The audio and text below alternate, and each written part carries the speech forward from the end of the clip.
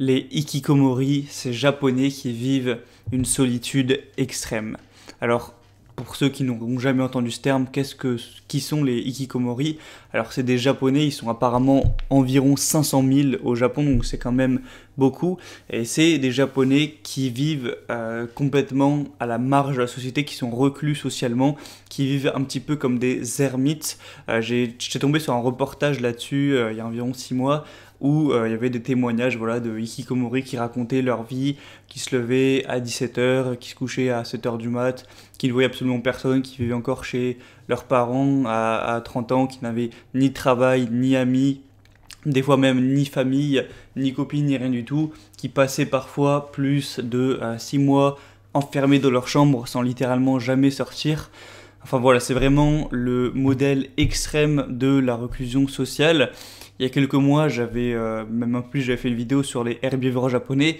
Ça, c'était un petit peu moins extrême. C'était des personnes donc, au Japon qui se désintéressaient des relations amoureuses ou relations sexuelles, enfin des relations hommes-femmes de manière générale. Donc, malgré ça, ils avaient quand même des amis, ils avaient quand même la plupart du temps une famille ou même un travail. Donc, on va dire que c'était quand même un petit peu plus raisonnable. Mais là, c'est vraiment des Japonais qui n'ont plus de vie sociale. Ils n'en ont plus. Et première chose que j'aimerais dire sur ce sujet, c'est qu'on parle beaucoup du coup du Japon, voilà, il y a les herbivores japonais, il y a maintenant les hikikomori, c'est un truc de malade, le Japon, oh là là, les Japonais ils sont chelous, mais je vous rassure, c'est pas qu'au Japon. Hein, il y a ça évidemment aux États-Unis, il y a ça au Canada, il y a ça en France hein, aussi, et même sûrement dans plein d'autres pays d'Europe. Il suffit juste de voir un petit peu autour de toi. Enfin, justement, non, tu vois pas ça autour de toi, puisque les gens qui sortent jamais, au final, tu les vois pas dehors, donc tu veux pas vraiment les voir. Mais il suffit juste de se renseigner un petit peu, de voir sur certains forums ou autres, et tu vois très bien qu'il y a des personnes qui vivent ce genre de situation. Et évidemment, je trouve ça extrêmement triste. Et rien que je vous conseille d'aller voir le reportage, d'ailleurs, vous tapez Hikikomori sur YouTube, vous tomberez sur le reportage, j'imagine. C'est vraiment très triste à voir quand on le regarde, on se sent pas très bien, on se sent un petit peu triste pour eux, de voir des personnes qui sont évidemment malheureuses parce qu'ils sont seuls, mais du coup le fait qu'ils aient aucun besoins sociaux qui soient un petit peu comblés, ils ne peuvent pas être heureux, on voit qu'ils sont extrêmement dépressifs. Et c'est vraiment dommage, je pense que c'est vraiment un très gros problème, surtout quand on voit le volume que ça prend. À la limite, si c'était que quelques centaines de personnes dans tout le Japon, que c'était vraiment un cas isolé, pourquoi pas, voilà, ce serait peut-être moins important. Mais là, c'est plus de 500 000 personnes, donc c'est vraiment énorme. Et j'aimerais un petit peu donner mon avis sur d'où ça peut venir.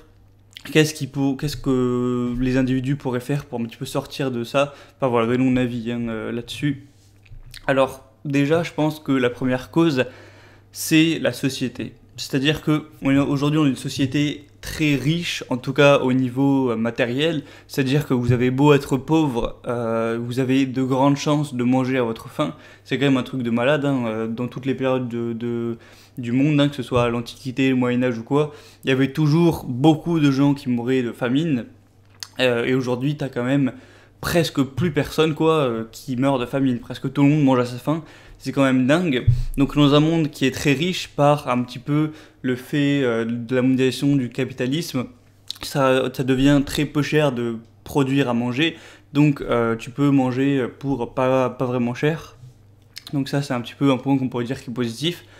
Mais du coup ça fait que cette société est extrêmement facile. Ça veut dire que tu peux rester chez toi toute la journée, ne pas mettre le pied dehors et quand même pouvoir survivre, quand même pouvoir manger, quand même pouvoir chier, quand même pouvoir respirer. Et il suffit de voir au Japon, hein, les hikikomori ils doivent commander à manger sur des sites. Donc voilà. Après ils s'occupent avec internet, avec les jeux vidéo, avec les mangas, tout ce que tu veux. Ils ont leurs chiottes, ils chient, enfin voilà, en gros ils ont tous leurs besoins primaires en tout cas, qui peuvent être comblés de chez eux. Et du coup à partir de là, t'es déjà plus tenté de ne plus sortir si t'as des problèmes un petit peu sociaux que à l'époque, je sais pas si tu vivais à la Renaissance ou au Moyen-Âge, t'étais obligé de sortir de chez toi. Si tu sortais pas de chez toi, tu mourais en fait. Il y avait pas de Uber Eats qui t'apportait à bouffer, il y avait pas de McDo, de je sais pas quoi. Voilà, tu devais sortir, tu devais travailler sur ton champ et si tu faisais pas ça, tu crevais. Donc les gens qui voulaient ne plus jamais sortir, bah, ils n'existaient pas parce que s'ils faisaient ça, ils mourraient. Et aussi, c'est une société où, même si on devient de plus en plus riche au niveau voilà, nourriture, comme je l'ai dit, ou même sécurité, eh bien, je pense pas qu'on devient plus riche au niveau social. Je pense pas que les gens ont une vie sociale de plus en plus enrichissante ou enrichie avec les années qui passent. Et au contraire, avec un petit peu l'évolution des réseaux sociaux, qui sont absolument pas sociaux au final, des smartphones, tous ces objets connectés, j'ai l'impression que ça dissolve un petit peu les relations sociales. Et du coup, bah maintenant, parler aux inconnus, c'est assez rare, surtout dans les grandes capitales peuplées avec du monde, avec une grosse densité de population. Les gens sont tous rivés sur leur téléphone. Moi, quand j'étais allé à Londres l'année dernière, ça m'avait choqué de voir que presque tous les gens qui marchaient dans la rue étaient sur leur téléphone. À Paris, c'est peut-être pareil. Moi, j'habite pas à Paris, donc j'ai pas trop d'œil là-dessus. Mais voilà, les gens sont de plus en plus connectés, donc voilà, ils s'appellent même plus, ils parlent que par les SMS ou je sais pas quoi, ou sur Facebook. Voilà, on vit de plus en plus dans notre bulle, on vit de moins en moins dans le vrai monde avec les autres. Et d'un point de vue, enfin, ça paraît technologique, ça paraît un petit peu le progrès, sauf que on est des êtres humains, on a besoin de relations sociales et de vraies relations sociales. C'est limite des besoins chimiques et on peut survivre sans, mais on peut difficilement être heureux sans. Et c'est ça le problème. C'est-à-dire que voilà, on est dans une société de surconsommation où tout le monde consomme de partout avec toutes les nouvelles applis, les Facebook, les je sais pas quoi, les Twitter. Il y a une inclusion sociale qui est énorme, c'est-à-dire que au lieu le soir de sortir jouer au billard dans un bar ou de sortir aller à un club de je sais pas moi, un club d'échecs ou un truc de sport, bah, la plupart des gens ils vont rentrer chez eux, ils vont se foutre devant la téloche ou devant un jeu vidéo ou devant bah, je sais pas moi des sites internet ou tout un tas de choses. Et en soi c'est des choses qui sont très bien, enfin les jeux vidéo c'est quand même magique quoi, de pouvoir s'amuser comme ça sur des écrans pour pas très cher, c'est quand même ouf, sauf que de manière abusive comme ça, eh bien ça tue tes relations sociales. Et voilà, avec tout ce phénomène de mondialisation, on est de plus en plus porté à rester le cul chez nous et à diminuer de plus en plus nos relations sociales. Et moi je dirais que c'est sûrement vrai que la société met des bâtons dans les roues pour avoir une vie épanouie socialement et même au niveau amoureux, au niveau relationnel. J'en avais déjà parlé dans plein de vidéos hein, sur les relations hommes-femmes. Moi, de mon expérience, je suis pas excessivement touché par ça parce que je vis pas en capitale, je vis pas dans un endroit où c'est extrêmement dense au niveau de la population, je vis en agglomération d'une ville moyenne dans le sud de la France, donc on va dire que ça va. Il y a quand même, voilà, c'est un petit peu des villes ou des villages avec quand même des traditions, ça reste un petit peu plus traditionnel. Les gens sont un petit peu moins enfoncés dans leur technologie qu'ailleurs, que peut-être à New York ou au Japon, à Tokyo ou à Paris, je sais pas. Mais ça, c'est sûr que c'est quand même assez présent. Mais je dirais que voilà, c'est vrai que la société met des bâtons dans les roues aux gens au niveau social, mais plutôt que entre guillemets d'abandonner, de se dire voilà c'est la faute de la société, on peut rien faire, c'est de la merde, de se plaindre, de subir un petit peu la solitude et se dire voilà c'est une vie de merde, c'est comme ça, eh bien il faudrait plutôt prendre ça comme un défi, comme un challenge, se dire oui c'est vrai que la société est peut-être pourrie à ce niveau, que la société ne favorise absolument pas les relations sociales, mais du coup de prendre ça comme un challenge, de vouloir se battre, de se dire puisque la société me fait chier, eh bien je vais me défoncer, je vais mettre en œuvre des choses, des innovations pour retrouver ce manque de relations sociales qu'on peut avoir. Et de la même façon que le mec pauvre du XVIe siècle devait aller se bouger le cul pour pouvoir avoir de l'argent et bouffer, eh bien il va falloir peut-être aujourd'hui se bouger le cul, non pas pour bouffer parce que c'est devenu très simple, mais pour avoir une vie épanouie socialement et relationnellement. Et je dis pas que c'est facile, je dis certainement pas que c'est facile, et moi je parle de ça alors que voilà, je suis pas reclus socialement, on va dire que je suis normal socialement, hein, je passe pas mal de temps chez moi, mais j'ai quand même des amis, tout ça, donc ça pourrait peut-être paraître un petit peu déplacé de donner mon avis là-dessus, mais j'avais quand même envie de le faire. Après, c'est apprendre ou à laisser, hein. Je dis pas qu'il faut absolument m'écouter.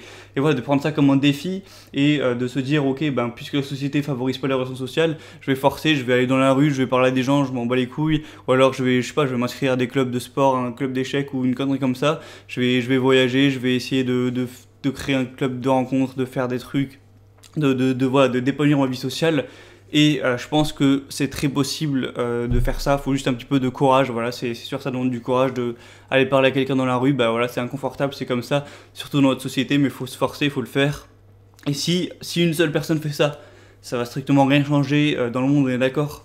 Mais si tu as 10 personnes qui commencent à le faire, 100 personnes, 1000 personnes, 10 000 personnes, 100 000 personnes, petit à petit, la société change par l'individu. Et si énormément d'individus se mettent un petit peu à se, entre guillemets, rebeller contre cette inclusion sociale et qui veulent un petit peu se développer, un petit peu, voilà, combler ces besoins sociaux qui sont de plus en plus réprimés, il y a moyen que la société évolue à ce niveau, change pour le bien-être de la population.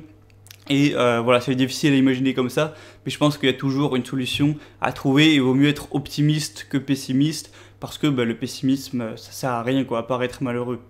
Et puis pour ceux qui vraiment veulent même pas essayer de faire d'efforts ou quoi, et veulent rester reclus socialement, comme on peut voir avec les hikikomori, à la limite, si vous voulez être seul, barrez-vous, quoi, barrez-vous de là où vous êtes, barrez-vous de votre petit appart tout pourri, j'en sais rien, partez dans la nature, apprenez un petit peu la survie, apprenez les bases, au pire prenez un peu de bouffe sur vous et je sais pas, partez dans la nature, vivez au moins votre vie, vivez au moins des expériences un peu plus épanouissantes. Moi, pour vous raconter rapidement, il y a un mois, je suis parti avec un pote vivre 4 jours dans la montagne. Voilà, c'est pas grand chose, c'est pas un truc de fou, mais au moins ça m'a fait une bonne expérience. On est parti à deux en pleine montagne dans les Pyrénées, on a dormi 4 jours à la Belle Étoile dans la montagne, on avait quand même pris un peu de bouffe et après on s'est démerdé. Et voilà, je sais pas, faites des expériences, quitte à rester seul, barrez-vous et voilà, faites votre vie, voyagez, ou apprenez du voyage des autres cultures plutôt que de rester cloîtré chez vous. On peut très bien être seul, mais quand même sortir de chez soi et faire des choses. Et bref, voilà, c'est un petit peu moi ce que j'avais à dire là-dessus. Donc je pense que le phénomène est présent en France, peut-être un petit peu moins qu'au Japon, mais il est présent, ça c'est sûr. Et j'ai certainement pas envie que ça se développe de plus en plus en France pour arriver comme le Japon ou pire que le Japon, parce qu'on voit qu'avec les années qui passent, ce phénomène d'isolement social et d'isolement relationnel, il se diminue pas, il augmente. Donc c'est vraiment dommage. Donc s'il y en a qui veulent discuter dans les commentaires, apporter d'autres idées, d'autres solutions, d'autres conseils, d'autres points de vue, n'hésitez surtout pas. Sur ce, c'était Gabriel, je vous dis à la prochaine, portez-vous bien, on se retrouve dans les commentaires pour ceux qui voudront en parler un petit peu et ciao.